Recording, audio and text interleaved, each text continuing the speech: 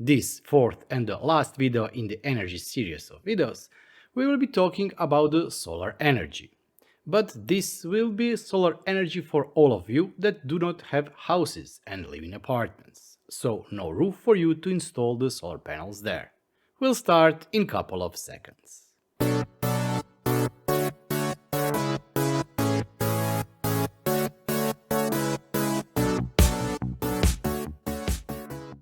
Couple years back, I started working on the DIY batteries for the apartment. It shouldn't have been anything big, but I wanted to test if it's possible. Unfortunately, I never finished that project. Around the spring this year, I saw a post on Twitter by René, and he answered or tagged somebody who was mentioning the balcony solar panels. And I got interested into that one. Why? I'm living in an apartment. I do not have a house, or I do not live in a house. I do not have a roof, so I cannot install a large solar panel array on my roof. And if you Google the market, there are various types of the solar panels for the balconies. But I wanted to start with something simple, more of a proof of concept than the real installation itself. And the long project started. The biggest issue for me was that all the kits that René linked unfortunately were out of stock, and they didn't return in stock for the whole year, or 6 months.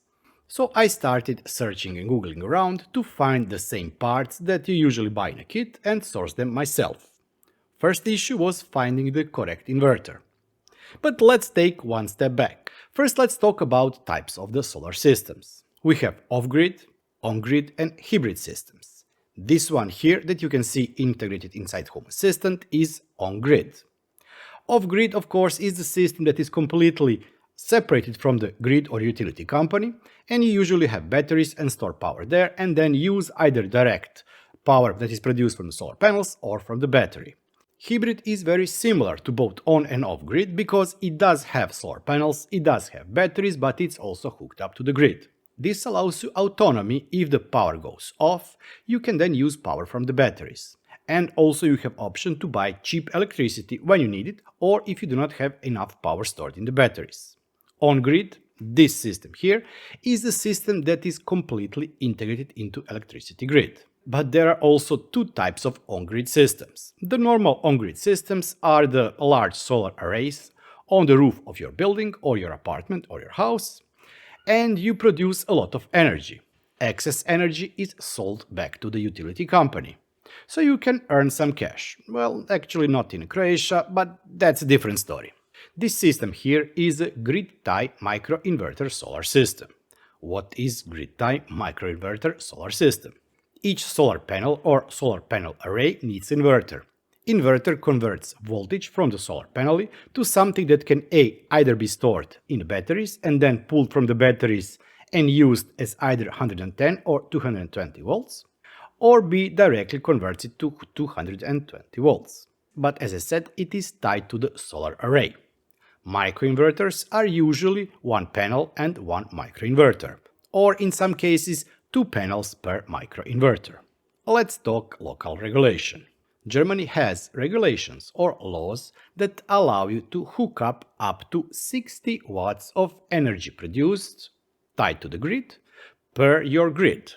This means that you can attach 1 or 2 solar panels and produce up to 60 watts of electricity. Not more than that. Of course, everything needs to be certified, from the solar panels, inverters or microinverters, and of course connection to your grid. You fill in the form online, submit it, and that's it. In Croatia, let's skip it. EU has made something like a guidance, not as a regulation, as a law, something that they suggest that countries in the EU territories can do. And this is the production of the electricity around 700 or 800 watts. So Germany is a little bit more conservative. In the EU, theoretically, you could produce up to 800 watts in each of the countries, but of course each of the countries has its own regulation. I will not be going into the regulation of each and every country because I was even not able to get a very specific or concrete answer here from Croatia. For all of you that are in Croatia, just note, it looks like there is no difference if you are hooking up one solar panel or if you are producing 220 gigawatts of power from the solar panels. Unfortunately, yeah, you will still need to submit all the paperwork, you would still need to wait for the registration, for somebody to certify your system, year 2 or 5. But let's ignore local regulation. Why would you want even to use grid-tie microinverters? Let's look at my energy use. At the time of the recording of this video, my current energy use is 560 watts of power. All those lights, PCs, my Synology NASes, cameras, sensors, whatever is hooked up to the electricity, plus rooms, fridge, etc. is using 547 watts of power. Do you see 600 or 800 watts here? Yes. The system wouldn't completely eliminate your utility or electricity bill, but it would, for example, lower it, so that if you are producing 300 watts of power, you are just paying for the difference between the total power consumed. And the system works like this. You hook it up to your electricity grid via the socket, just plug it in your socket, and it starts pumping juice into your apartment. The apartment first uses this juice produced by your solar panels, and then what it needs, if it needs more, it pulls it from the grid. This is very simplified, of course, but this is how the system works. The idea is, you set up one panel or two panels to produce 200, 300, 400, 600 watts of power, and then you just need to pay for the extra power that is consumed. Is it worth it? Well, I still believe that this is a great concept and it can offset part of your electricity bill.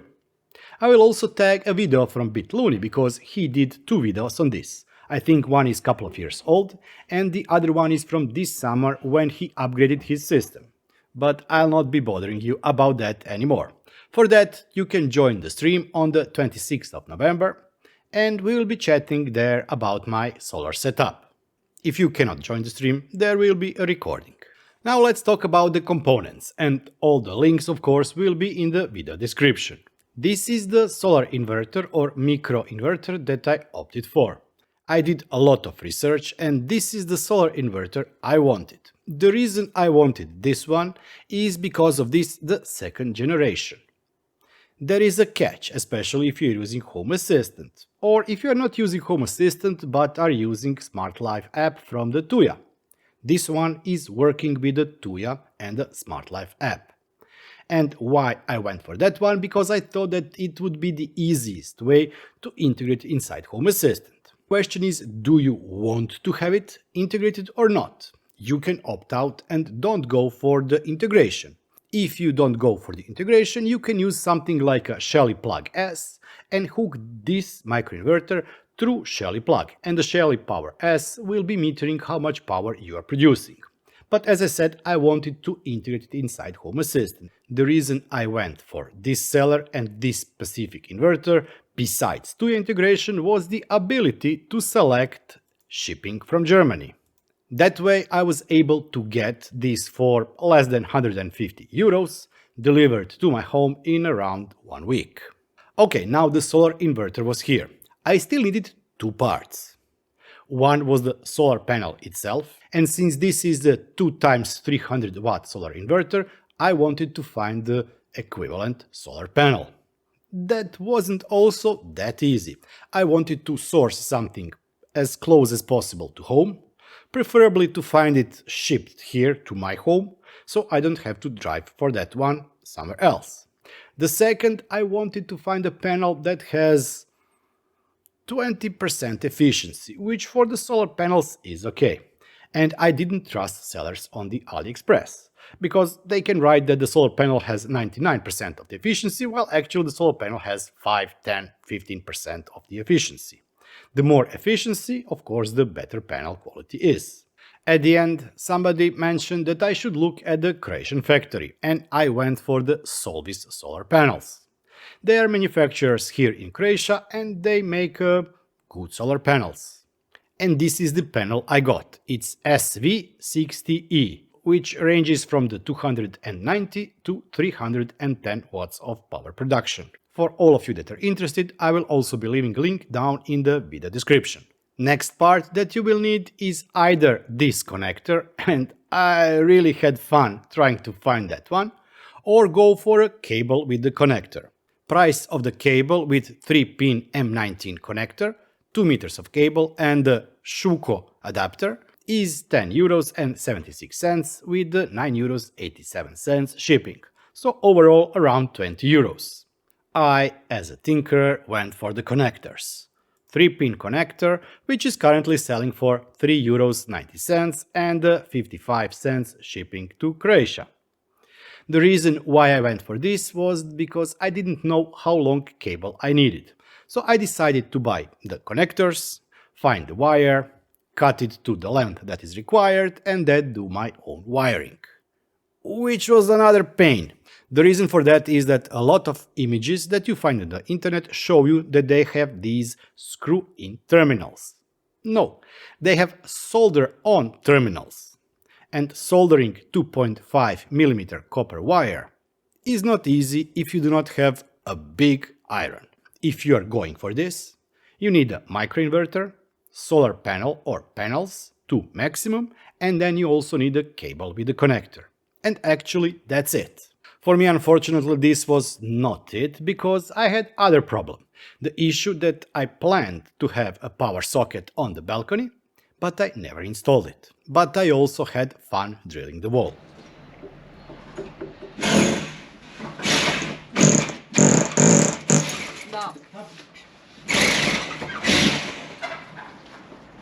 The solar panel was here. I hooked everything, I triple checked everything, I connected to the power grid.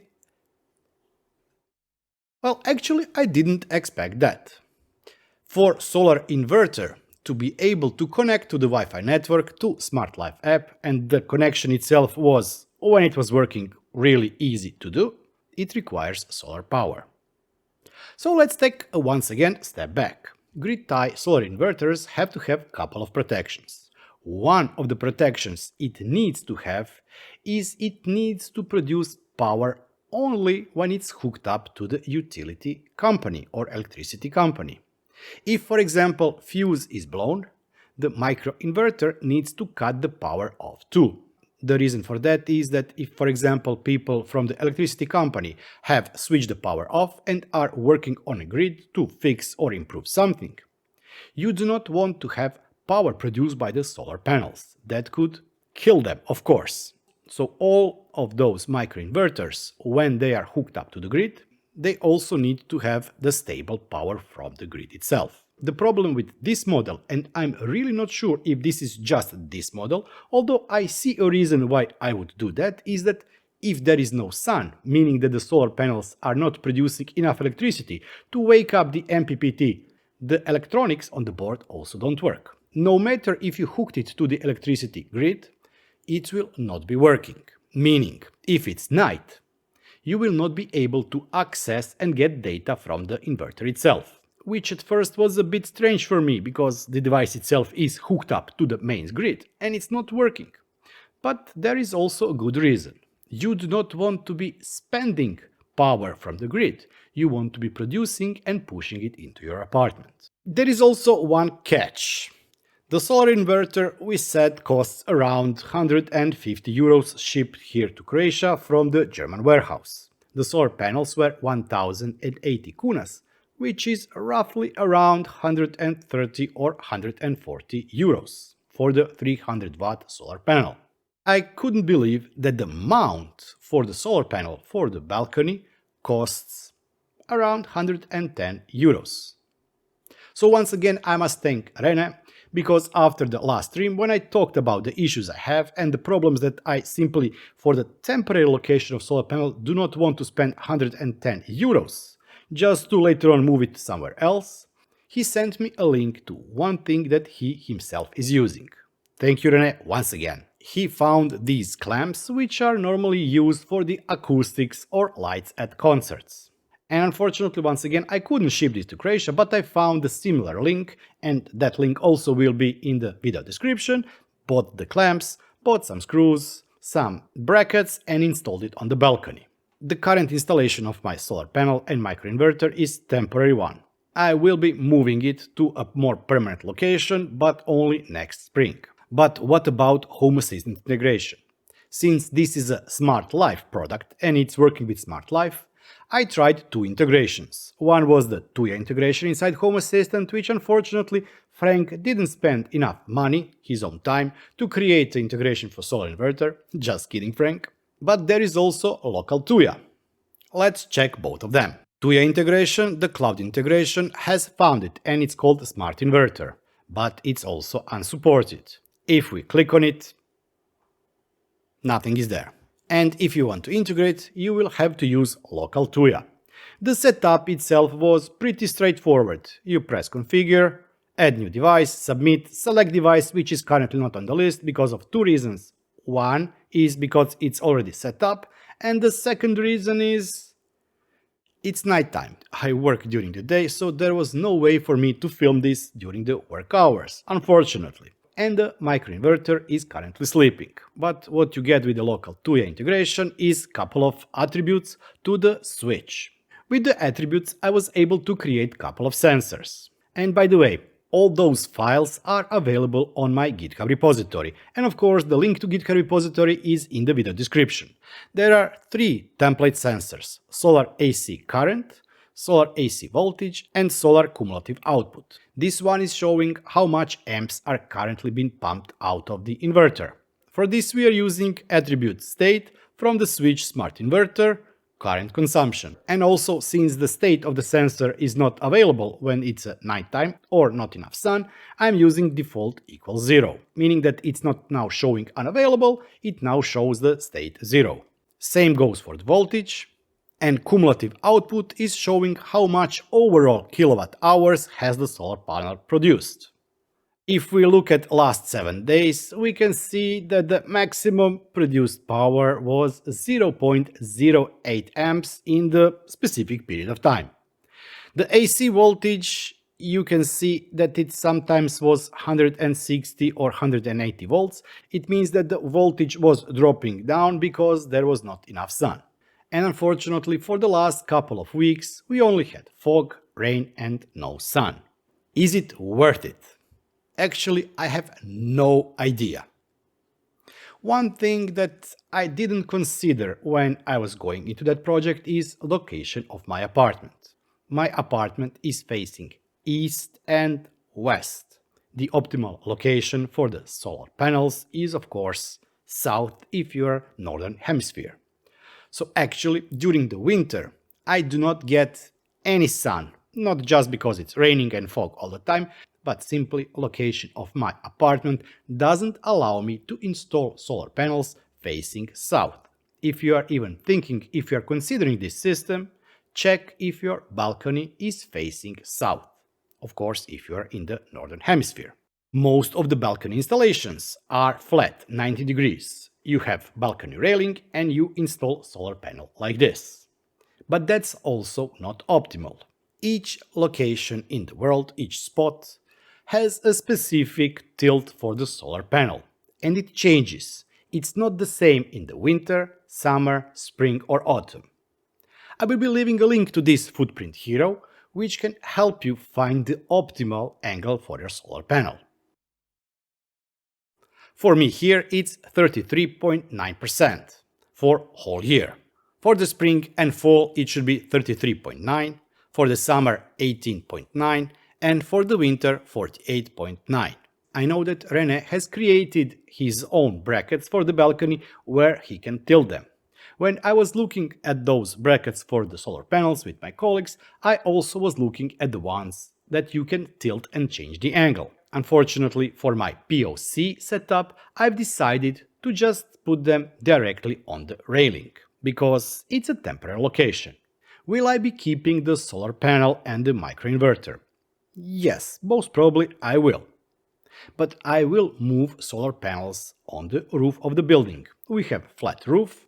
I'm very near the rooftop, so I will just pull one cable from the solar panel to the apartment. I know it's not the best solution, but I really like the idea of being able to at least offset part of the electricity used. I'm still paying the utility company. I will be still using more power from the utility company than I'm producing, but I want to try and lower the cost. A lot of colleagues in the company I work for are waiting for this video, and for all of you guys, I think that this is worth. The biggest concern for me is local regulation. Unfortunately, the laws changed very slowly. We have incentives currently in Croatia for installation of solar power. If I would to buy turnkey solution for my house, and I'm saying house because nobody is even selling microinverters locally, this installation and all the equipment would be tax-free, so it's 25% less cost for the installation of the system. But nobody is doing that. The second problem is getting the permit. Something really has to change. There is no way the paperwork, licenses, installation checks, everything is same for my one panel and for the installation of the solar array that produces, 50 megawatts of power. That's just crazy. But what are your thoughts? Do you already have off-grid, on-grid or hybrid solar system? Do you live in an apartment or a house? There is a big difference. Unfortunately, I do not have enough room where to put the battery, so I cannot go for the hybrid system. I also do not own the whole roof, so I cannot put up the solar array. I can only settle for one or two panels. How does your system look? Did you hook it up to Home Assistant? Is it just hooked up so it meters the power produced, or can you get more data like with this smart inverter? And also, if anybody here is a developer and knows how to do stuff, it would really be awesome to have either Tuya integration or fully functional local Tuya integration for the smart inverters. Solar panels have been installed on the 7th of November, but the installation, as I mentioned, was a temporary one, even the temporary installation, where the solar panels were tilted towards the ground, not towards the sky. I really do hope that the current location where the solar panels are located, and that's outside of the balcony pointing towards the west something, will improve the solar production. Don't forget that the links to most of this stuff will be in the video description. The links to devices, links to the calculators, links to my GitHub repository, etc. And I really would like to thank all of you that have become a YouTube channel members. For only $2 or €2 per month, you are supporting me and this channel. Thank you, thank you, thank you. But also thanks to each and every one of you who has watched, liked or subscribed to my channel. Thank you. If you too want to support the channel, you can do so by becoming a YouTube channel member. Or go to the merchandise store, and the link to the merchandise store is down in the video description. Don't forget, this Saturday at 6 p.m. Central European Time, we are having a stream. Come and join. I'll be seeing you next time. Until then, bye bye and have fun.